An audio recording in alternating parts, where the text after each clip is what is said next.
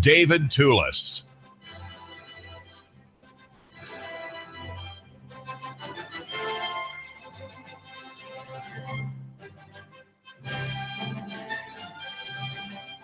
There is a quote out on Nuganomics.com from Demetrius Coonrod, the city councilwoman, who wonders if the people of Chattanooga would know how to create an oversight board. She thinks maybe the city government should have a forum or an event of some kind in which there would be a discussion about how a group like that or an organization like that would be formed and what it would do, where it would come from.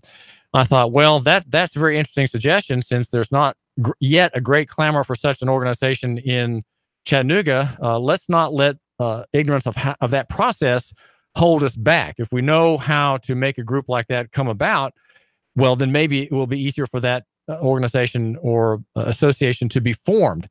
And I thought, well, the one to ask this question to is Dave Myrland. Dave Data Myrland in Seattle. He's 60 years old. He's an analyst, an advocate, and a jurist, which means he is kind of an expert in laws.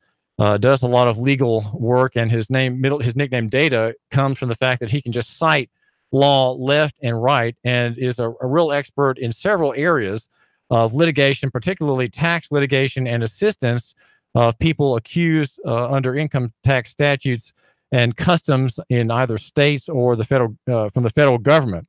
He writes pleadings and reads and studies and comes up with defenses. And in fact, he has a book out that he'll probably mention to you. It's called No Confidence: Civil Liberties versus Homeland Security, which has numerous proposals that could be adopted by freedom-oriented legislators here in Tennessee. Even Dave Myrland, let my listener hear from you, Dave. What is the basis of a police oversight committee, as we are having abusive policing practices in North Georgia and in Chattanooga?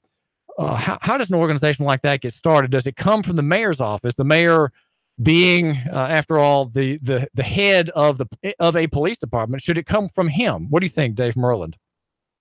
Thank you very much, Dave. And I have to first say, nothing you'll hear me say is intended as legal advice. Anything that sounds like that to you, just consider it something somebody else might do on a planet far, far away where the law matters. It doesn't matter here. I prove it on a daily basis. Okay. That's no legal advice for over a decade. Okay.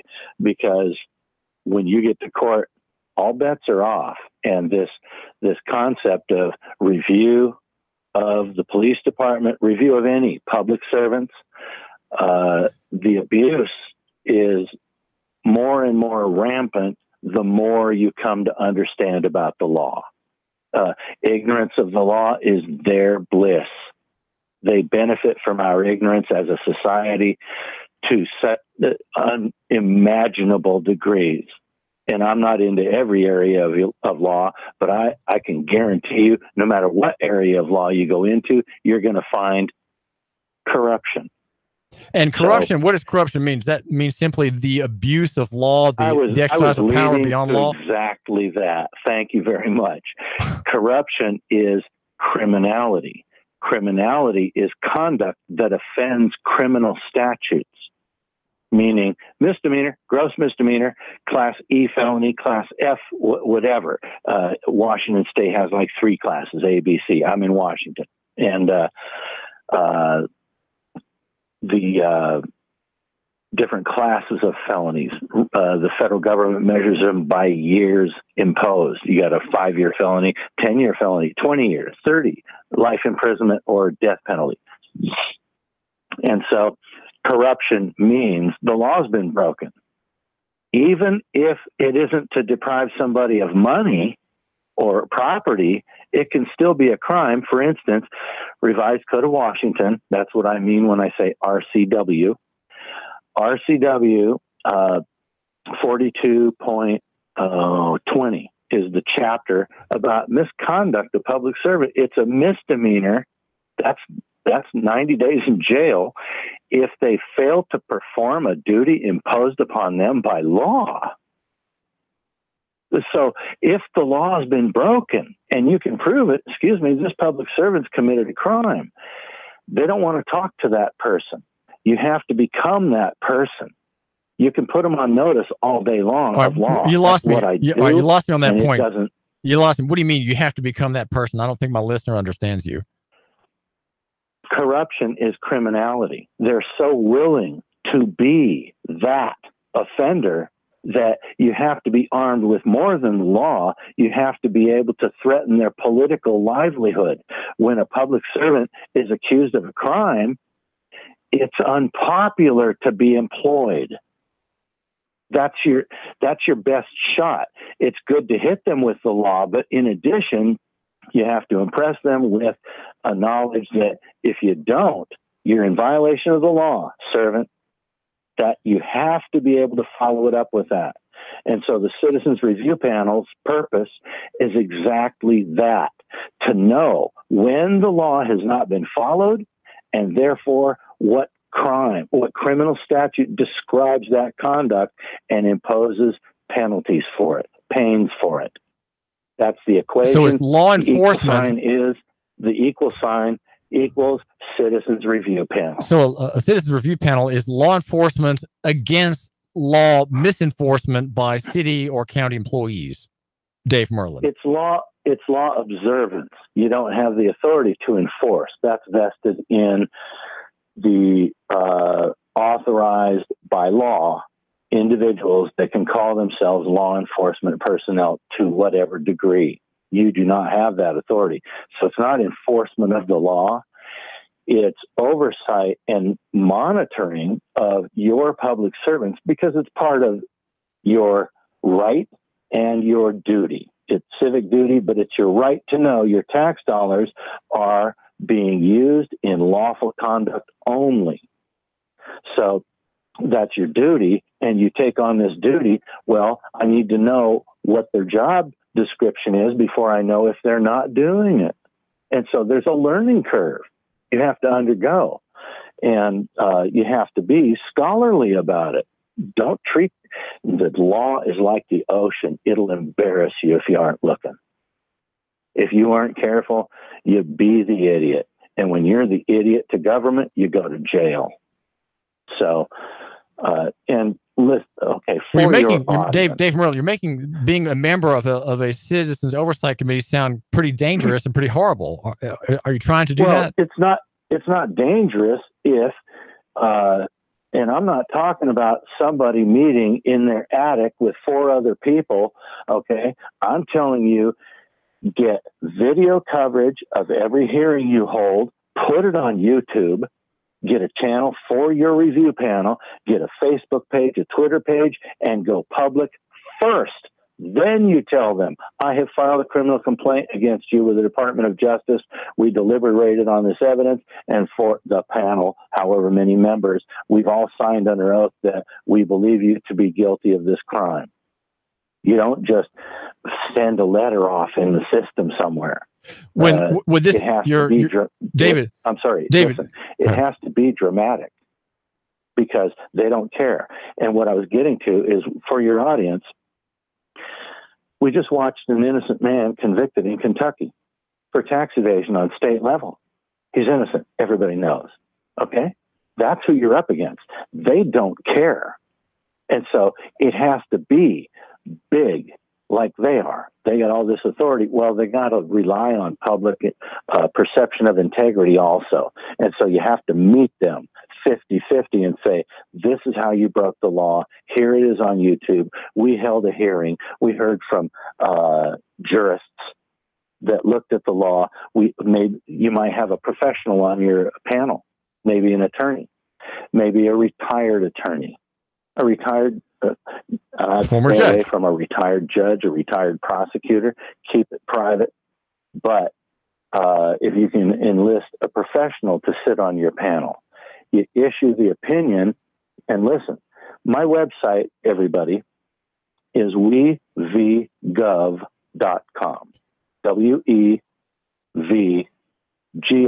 wevgov.com.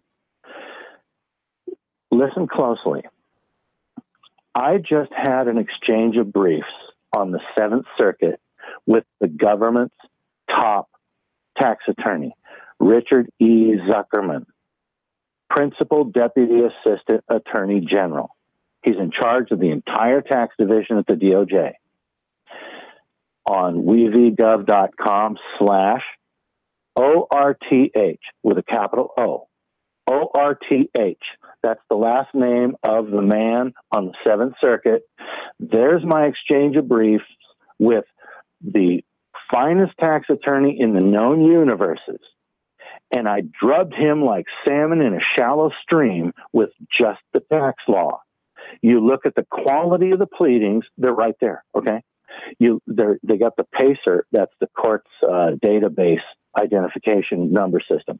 At the top of the page, it's got the PACER printout. It's from court, and you'll see I briefed the income tax issues. He can't talk about 85% of the provisions cited in those arguments.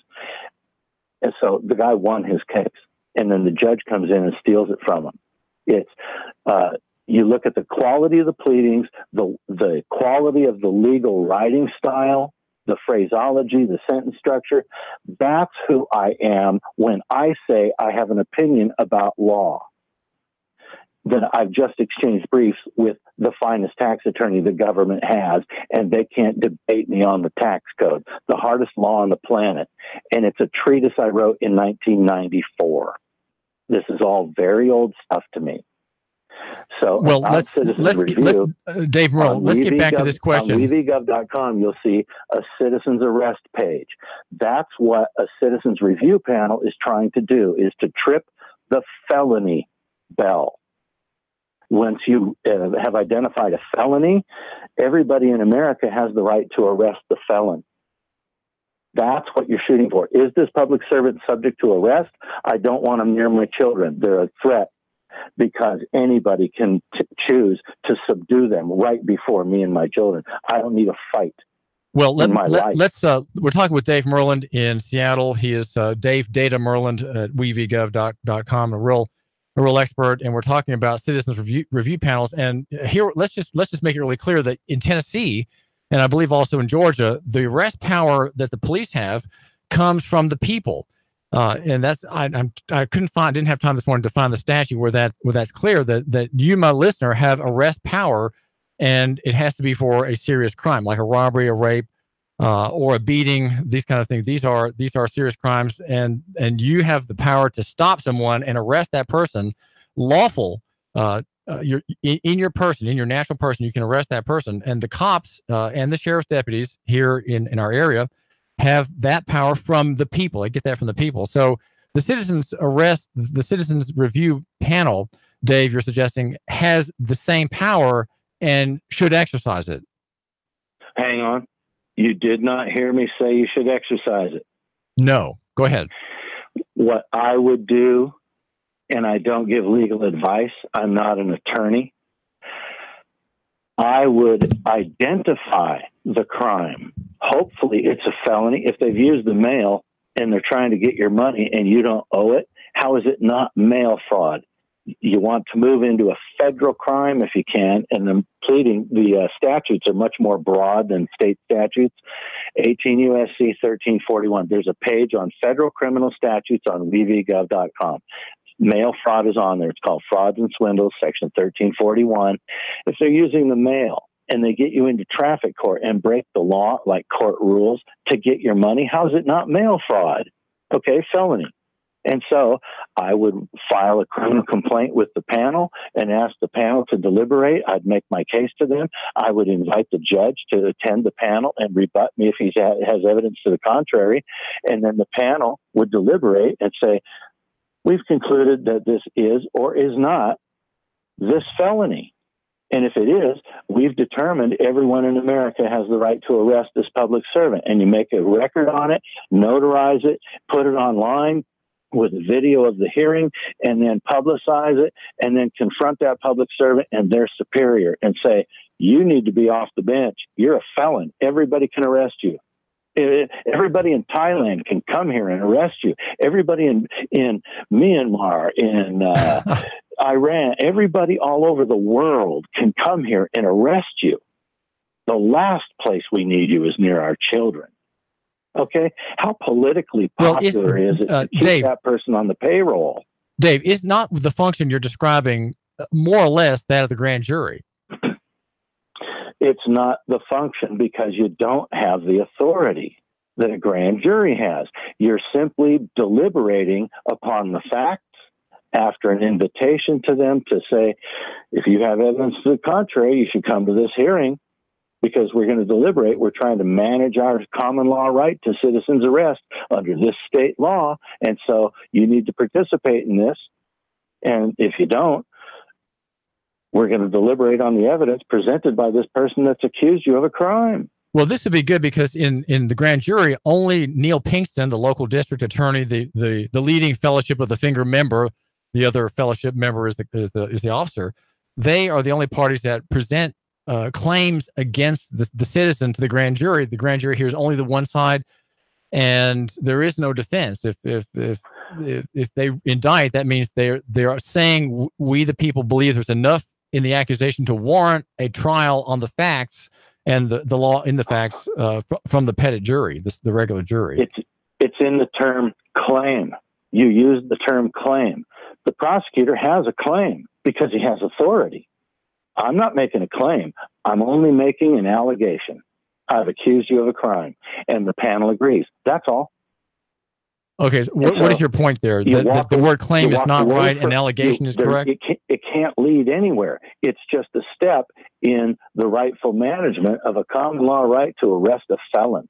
That's all it is. Now, how you use it, I didn't say go out and make the arrest. I said make a big deal about the fact everybody can make the arrest. That's all.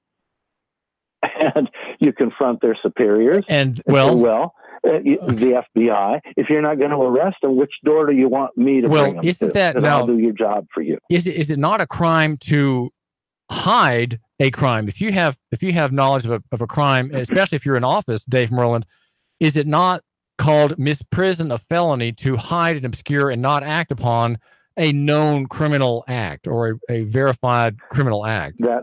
That's the definition of misprision. It's a federal law, 18 U.S.C. 4, misprision of felony, concealment of a felony. And I invoke that plenty of times. I invoke that every time I file a federal criminal complaint saying I'm required to report a felony. I'm filing this complaint under 18 U.S.C. 4. I've never been told you can't do that.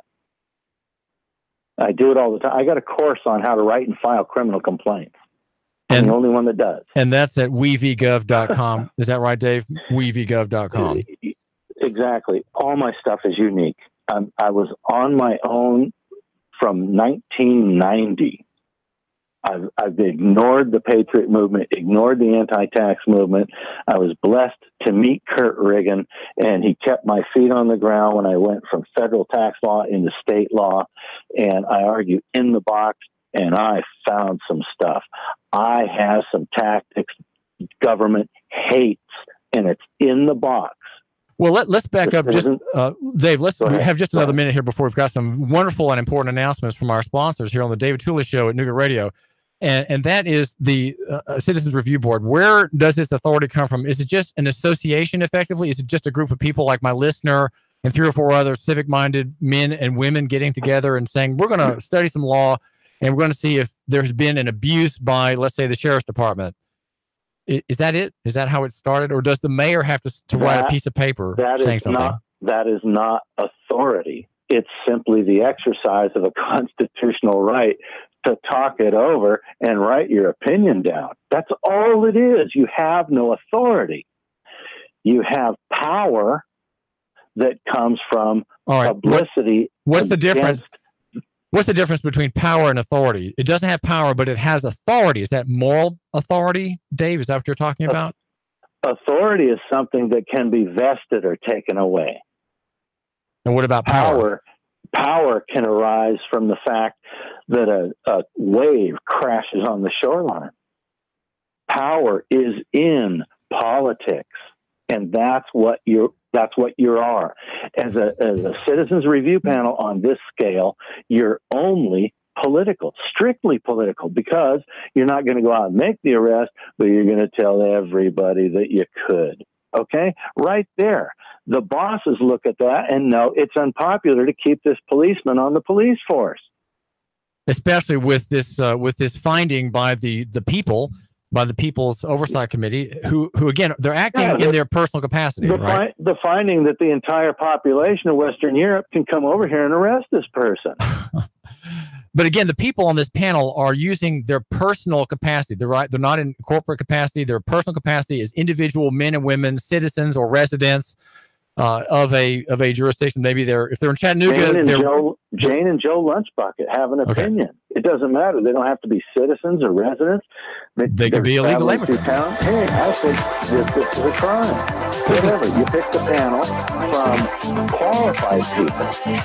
This is David Toulis, and we're talking with Dave Myrland, and he is in Seattle. We're asking questions about the formation of Citizens Oversight Board, which has been proposed very weekly thus far here in Chattanooga regarding the Chattanooga Police Department. And it's a general concept, and he says the authority comes from the people themselves under a common law. David Toulis, hang on, I got some announcements. 3, 2, 1. Chattanooga Radio.